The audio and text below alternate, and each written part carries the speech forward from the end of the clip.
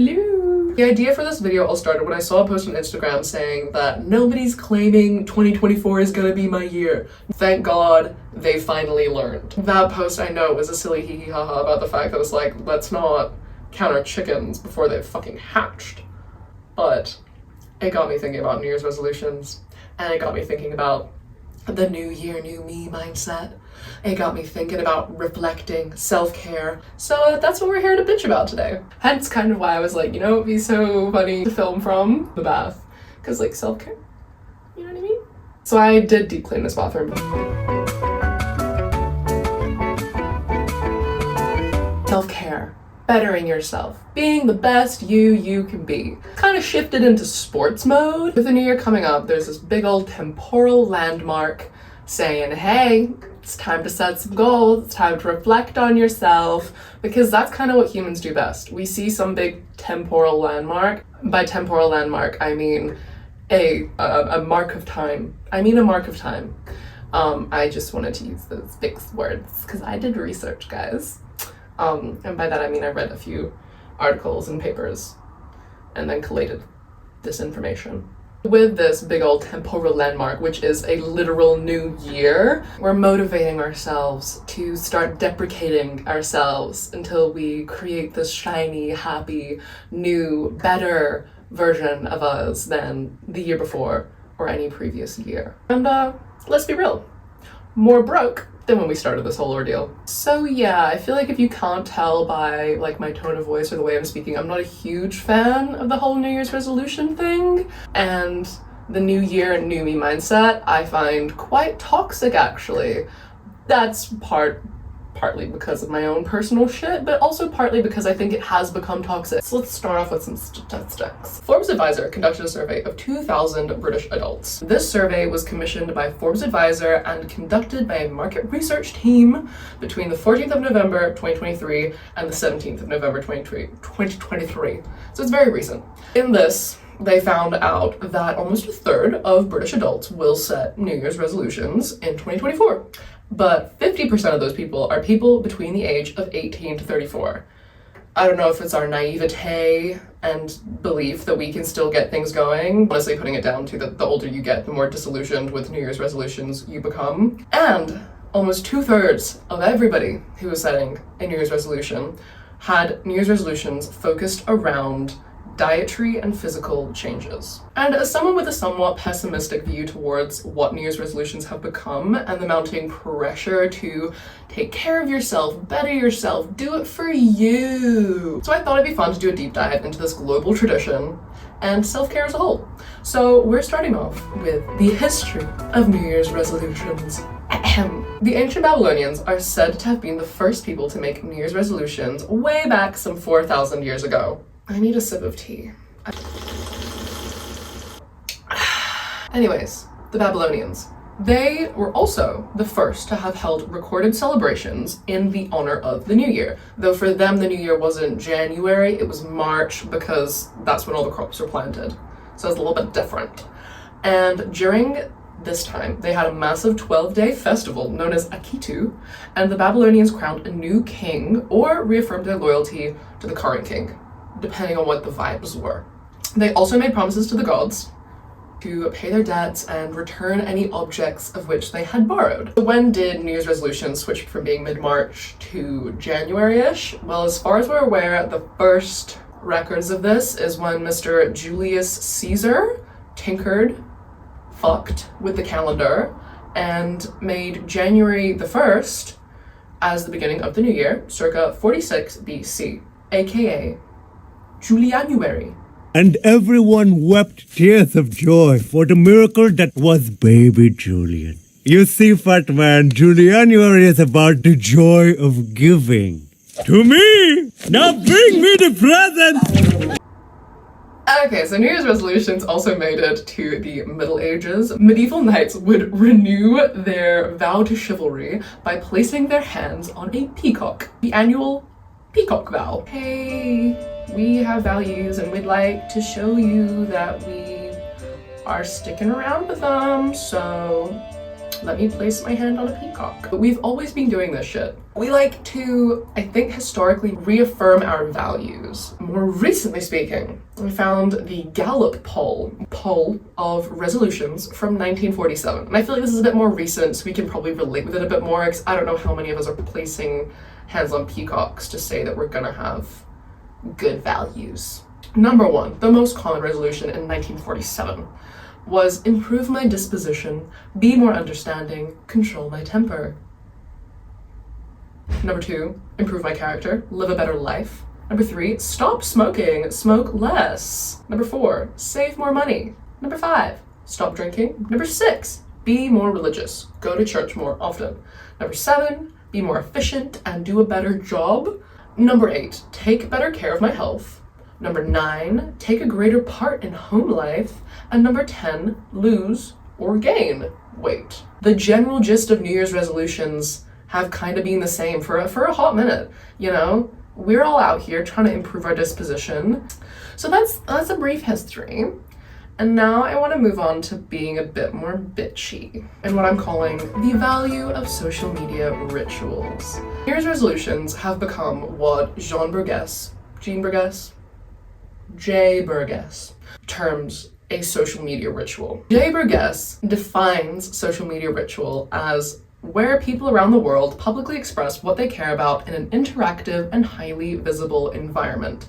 These rituals actively participate in shaping what people consider important. And there are some fun people that did a research by collating a fuck ton of tweets. Took 5 different groups, 5 different languages, and analyzed tweets in those languages. Those languages were English, Japanese, German, Korean, and Italian. Most common words to come up for English tweets about New Year's resolutions was the words money, myself, start, love, and eat. The most common words for Japanese tweets were myself, continue, planning, dream, full effort, work, learn.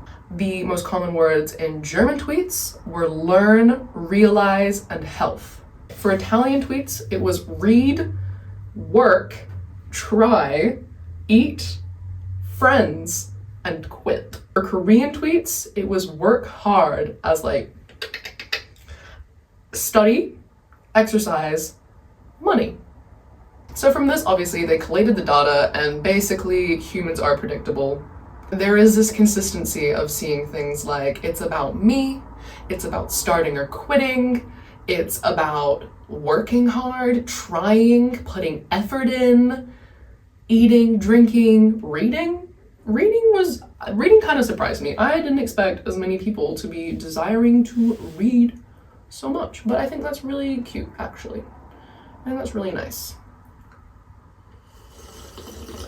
But all in all, a huge underlying theme in all of these tweets is self-care. These resolutions are about taking care of ourselves. And whether that's through dieting, exercising, drinking less, smoking less, meditating, reading more, you name it. And naturally, if there's something that a collective cares about, you fucking bet we're gonna commercialize it. You bet we're gonna ring it for every dollar that it's worth.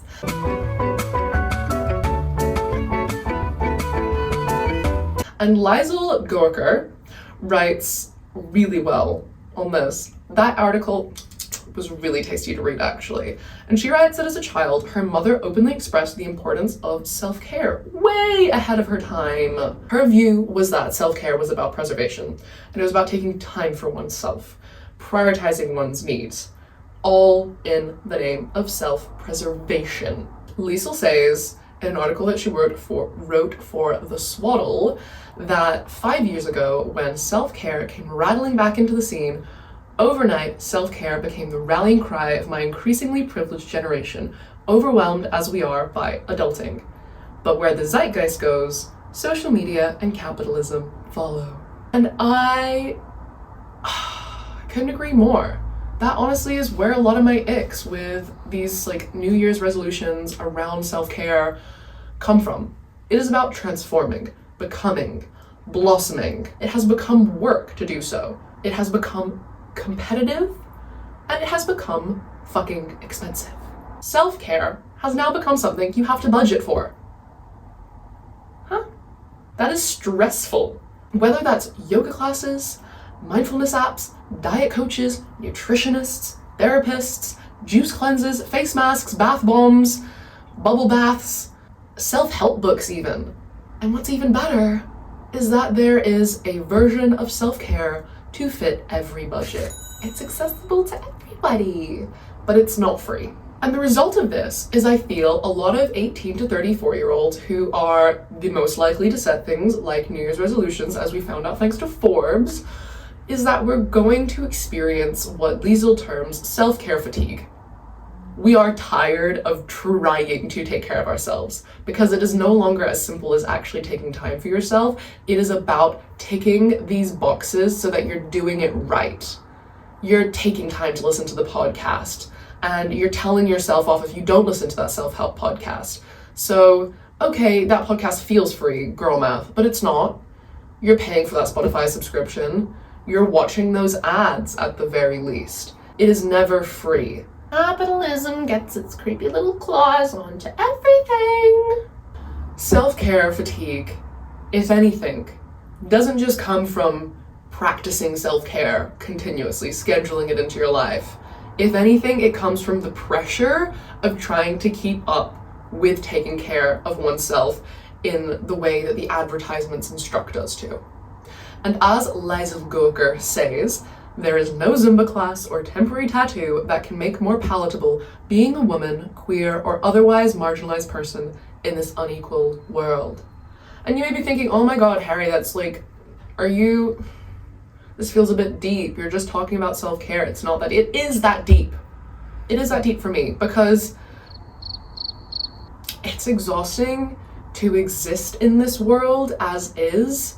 Life is hard. But you know what's harder is when they decide to commercialize self-care so much so that it becomes unattainable. That they paint a picture that now we can't even afford to take care of ourselves. Bitch, I can barely afford vegetables. Realistically, self-care should be focused on how to keep on keeping on in this slog towards a more equal society. As Havlin states in Dazed, if self-care is to truly improve our well-being, then perhaps the best way of caring for ourselves and others is by engaging in action that dismantles the system in which we are currently operating. How do I express this eloquently? I feel like in order to take care of ourselves, what we need to do is get to know ourselves. We need to know who we are. We need to spend time with ourselves. But what's frustrating is that it feels like everywhere we turn when we're trying to help ourselves, there's a price tag.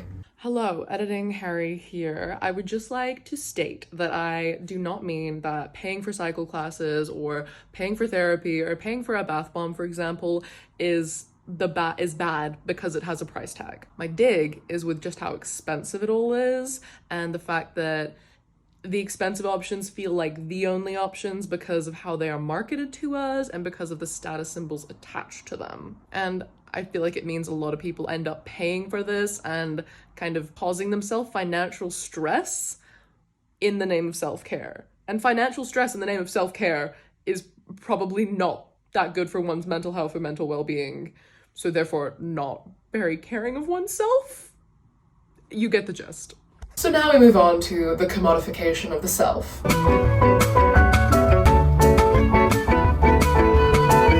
Not only do we feel obliged to enlist in self-care routines, but we feel like we should get some kind of social clout for doing it. We feel like it should be a facet of our personality and not the personality that those around us, those in our personal lives know, but mostly those on the internet. We need to hashtag self-care. We need to hashtag love yourself, and it needs to become part of our personal brand because that's really healthy of you. That's really cute for you. And don't get me wrong, I don't want to be a hypocrite because I absolutely have posted about me doing things to take care of myself, whether that's fucking learning how to knit or taking a bath or cooking for myself or going for a hot girl walk. I have posted a bunch about that. So it would be hypocritical of me to shit on this without recognizing that like I too am part of the problem that I'm identifying here.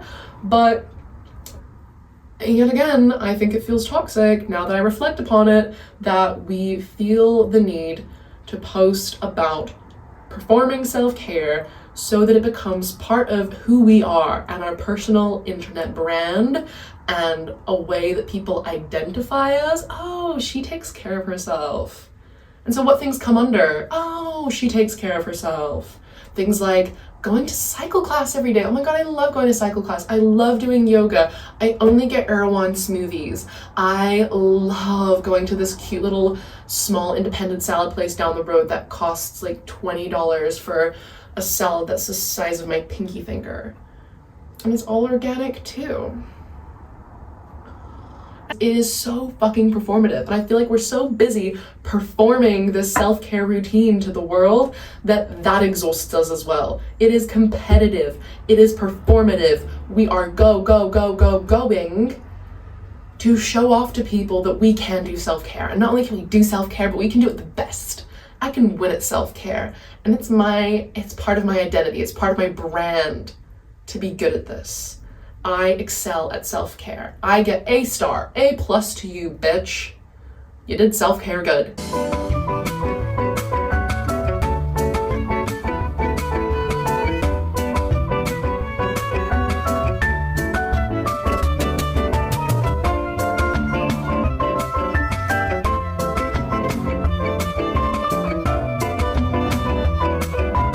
You don't aspire to be like a SoulCycle Instagram girly because they really take care of their well-being.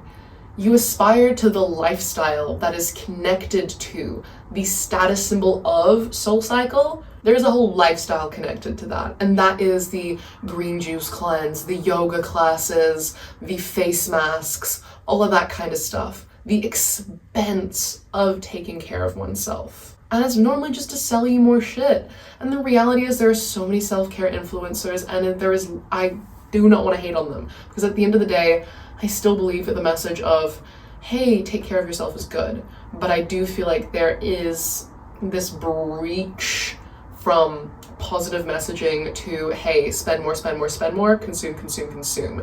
And that is what I'm against. It really sucks that so many of us will continue to try and purchase the right workbook or ebook online posted by some random person who's decided that they have the qualifications to tell you how to get your shit together.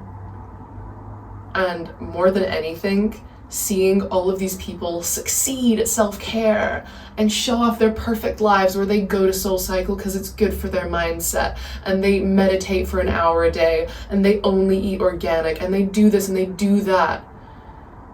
That makes us often feel worse about ourselves, and probably isn't very inspiring for self-care, because it's just not realistic. These people who are showing self-care routines to you on the internet, I feel like are far more often than not the kind of people who are profiting a fuck ton from whatever business they're promoting to you.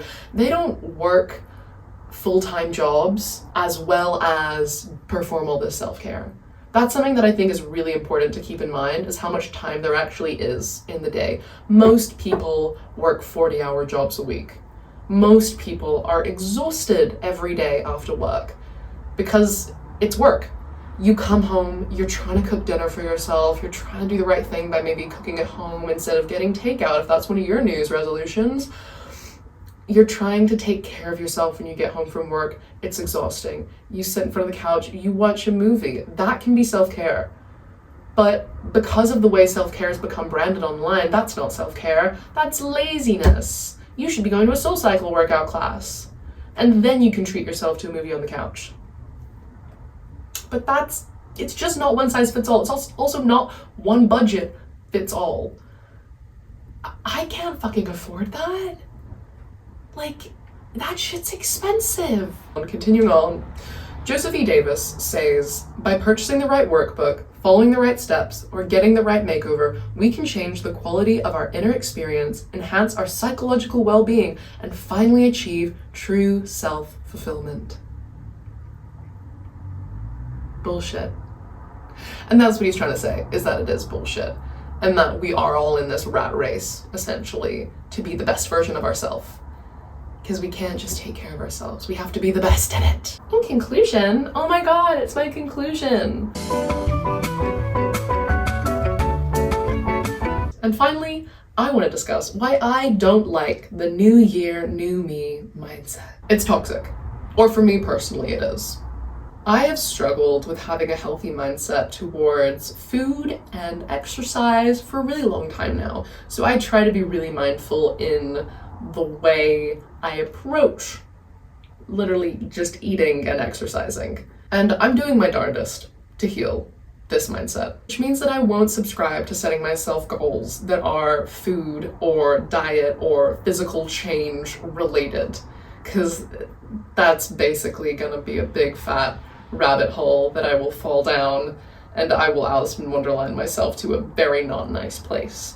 And I feel like that's probably the way that a lot of people feel. I feel like it's a common experience to set ourselves ambitious goals, especially to do with physical health, that end up backfiring on our mental health. So that's one of the reasons I don't like the new year, new me mindset, because it's taxing on one's mental health to keep striving towards some new shiny version of you instead of existing in the present. It also rips your focus away from where you are right now and constantly drives you towards where you're gonna be, where you should be, where you wanna be. The light disappeared. That's fine. Sorry, the lighting has now changed. I'm nearly done. Bear with me. Número dos. I hate that there's so often a status symbol involved with self-care. That's not what it's supposed to be about. It's not supposed to be about comparison. It's not supposed to be about being better at it than the next person. And finally, it's because New Year's resolutions should be fun.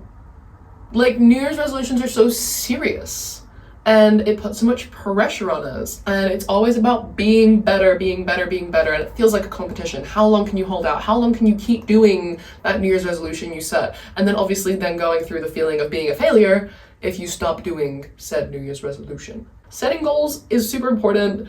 I just need to learn how to do it in a healthy way that doesn't fuck with my head, and I feel like that's probably the case for a lot of people. And I feel like as adults, we forget that we're able to do things for the fun of it. Like, things don't always have to be so serious. You can do things for the silly hee ha ha-ness of it all. So in the meantime, I would like to direct you to this. Shout out to my best friend who sent me this, because it is fantastic. Every time I ask people if they do any New Year's resolutions, it's all like, ooh, I don't like making them because I fail, or ooh, no, I couldn't keep up with that. And then when they ask me, and I tell them about Pasta Quest, I am eating as many different pasta shapes as possible in the space of a year, or when I did fruit adventures, every time I saw a fruit I had never eaten before, I'd get one and eat it and read the Wikipedia article about it. They're like, hang on, I forgot you can make fun ones. I want a fun one. So I really want to make some fun New Year's resolutions. But I would like to start off with Pasta Quest. Hello? I love pasta, and I want to eat every shape of it. So Pasta Quest, it's probably where I'm going to be. I'm going to be glutening up 2024. And I really would, if any of you guys have any silly hee ha ha New Year's resolutions that are just for the fucking fun of it, please comment them down below, because I will have such joy reading them, and then we can all read them, and we can all have silly hee ha ha New Year's resolutions. And throughout 2024, I hope you do take time for yourself. I hope you do self-care in the name of preservation, in the name of taking care of yourself. I hope you drink a bunch of tea. I hope you light some candles. I hope you take a bath. I hope you take a walk. I hope you, I don't know, learn a new breathing technique thanks to Yoga by Adriene or something.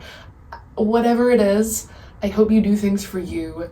I hope if you decide to stop doing them or forget to do them, you don't beat yourself up for it.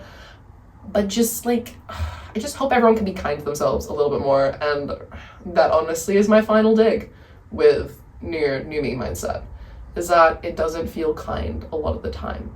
Because where the heck is the love for the current you? Why are you so busy trying to find the new you? What if you're pretty good right now? Huh? And one last time, I would just like to say I am by no means a self-care guru or an expert in this field. A lot of this is my opinion, but this time a lot of it also was backed up by some fun research articles, and I had a lot of fun putting this video together. I hope I can get better at putting these kinds of videos together, especially in the presenting part. When I was doing this and I was collecting information, I was like, oh my god, it's like I'm at university again, except it's for me.